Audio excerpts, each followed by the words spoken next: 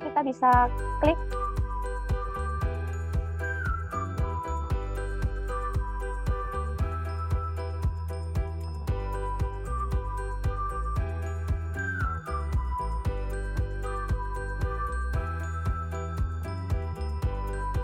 pada tab baru inilah kita akan memulai proses setup awal, mulai dari informasi perusahaan yang diisi sesuai data pada soal hingga menceklis pertanyaan yang ada pada fitur.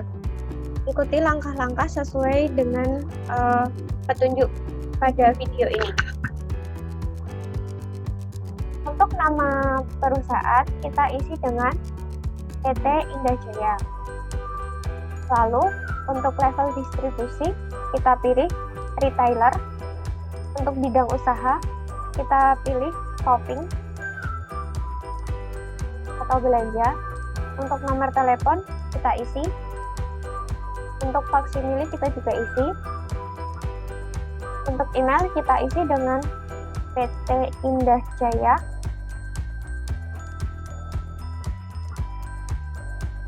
Lalu untuk mata uang akan otomatis terisi yaitu Indonesia Rupiah. Untuk tanggal mulai data kita isi sesuai dengan data perusahaan, yaitu tanggal 31 bulan 12 tahun 2019. Untuk periode akuntansi kita pilih Januari sampai Desember. Untuk alamat kita isi sesuai dengan data perusahaan yaitu Jalan Selipi Raya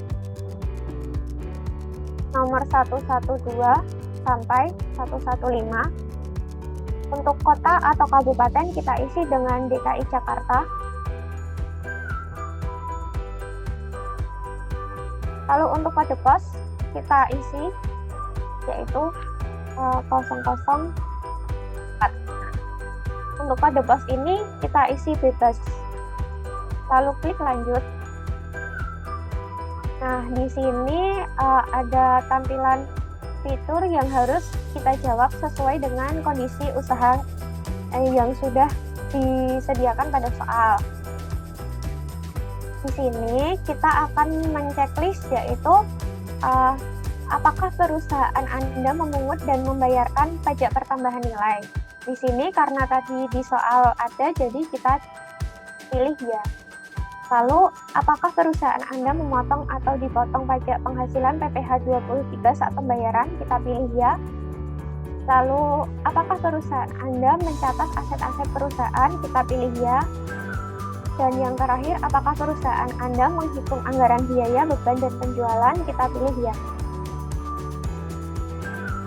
Jika sudah, kita bisa pilih lanjut.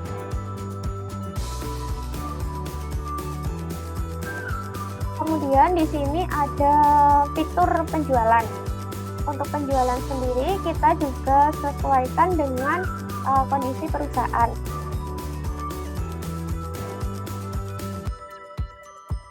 Di sini apakah perusahaan membuat surat penawaran harga kepada pelanggan? Kita pilih ya. Lalu pada saat penagihan apakah Anda melakukan proses tukar faktur ke pelanggan? Kita pilih ya. Lalu, apakah barang yang sudah dijual boleh dikembalikan oleh pelanggan dan mengurangi piutangnya? Kita pilih ya. Lalu, apakah perusahaan Anda mengirim barang melalui jasa pengiriman? Kita pilih ya. Lalu, apakah perusahaan memberi syarat dan tenggang waktu pelunasan kepada pelanggan? Kita pilih ya. Kemudian, jika sudah sesuai dengan data kondisi perusahaan, kita klik lanjut. Selanjutnya di sini ada fitur pembelian. Di sini saat pembelian barang, apakah membutuhkan surat permintaan barang ke bagian pembelian? Kita pilih ya.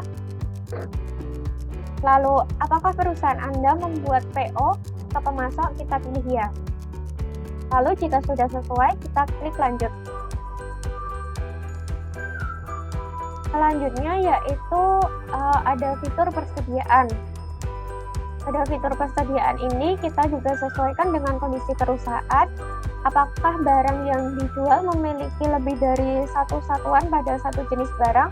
Kita pilih ya. Lalu, apakah perusahaan Anda mencatat nomor seri atau produksi barang pada saat pembelian dan penjualan? Kita pilih ya. Dan kita bisa memilih metode yang digunakan sesuai dengan kondisi perusahaan.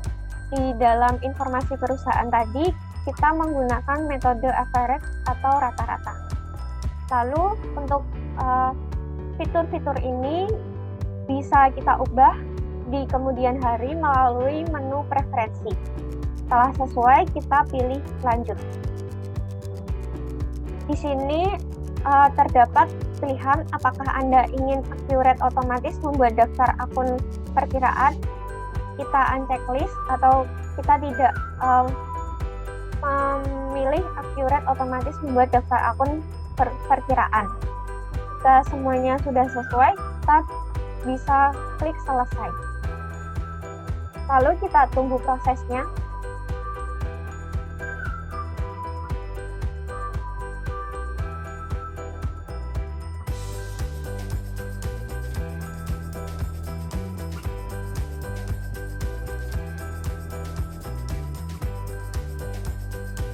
Jika proses setup awal perusahaan sudah sesuai, maka akan dilanjutkan dengan pengisian persiapan data perusahaan.